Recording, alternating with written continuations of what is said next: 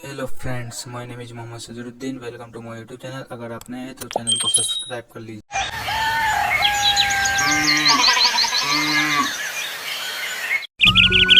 मरचू जंगल से लकड़ियां काटकर बाजार में बेचने गया, लेकिन उसे लकड़ियों के अच्छे दाम नहीं मिले। इस पर मरचू ने कहा, अरे भैया, इतने कम पैसे? इन पैसों में तो 2 वक्त का खाना भी नहीं मिलेगा। आप मुझे बहुत ही कम पैसे देते हैं। मैं इतनी मेहनत से लकड़ियां काट कर आता हूँ, लेकिन उनके पैसे मुझे बहुत कम मिलते हैं। भैया, तुम्हारी लकड़ियां होती ही इतनी कमजोर हैं कि मैं इससे ज्यादा पैसे नहीं दे सकता।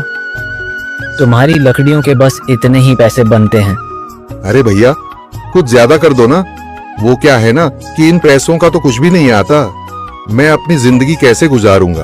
भैया, तुम जाकर अच्छी लकड़ियां लाओ, तभी इन लकड़ियों का अच्छा दाम मिल पाएगा, वरना इन लकड़ियों का तो यही दाम है।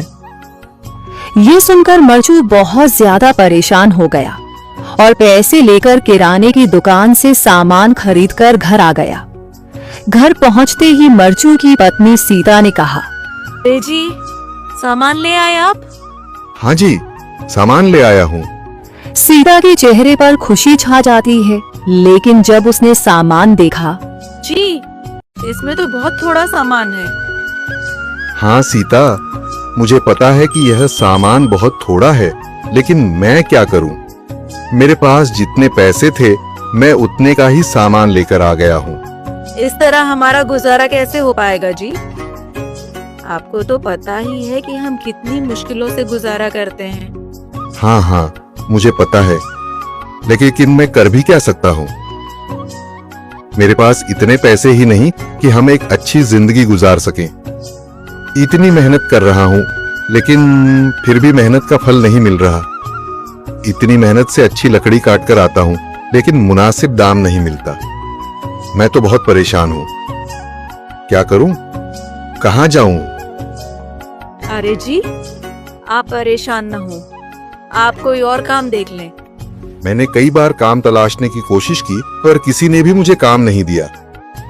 ये सुनकर सीता भी काफी ज्यादा परेशान हो गई।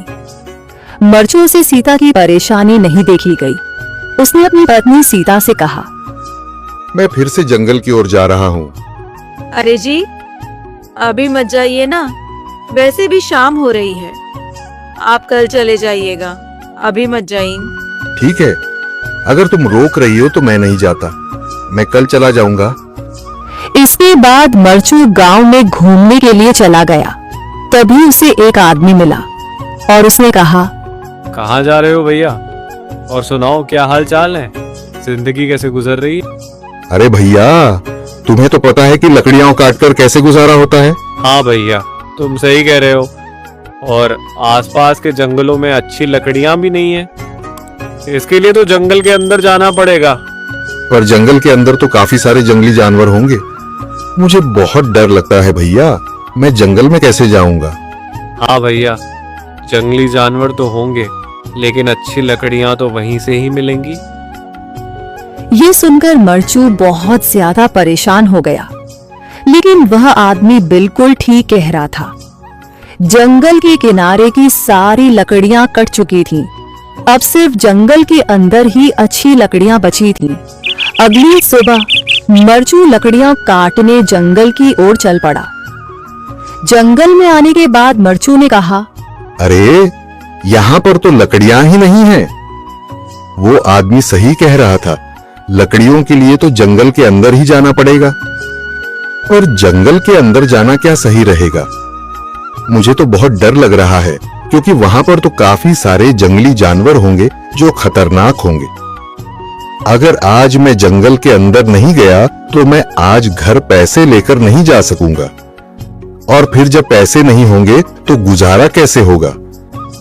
मरचू जंगल के बाहर खड़ा सोचता ही रहा और फिर उसने सोचा, अरे, यहाँ पर भी कोई मजबूत पेड़ दिखाई नहीं दे रहा जिससे मैं लकड़ियां काटकर घर ले जा सकूं।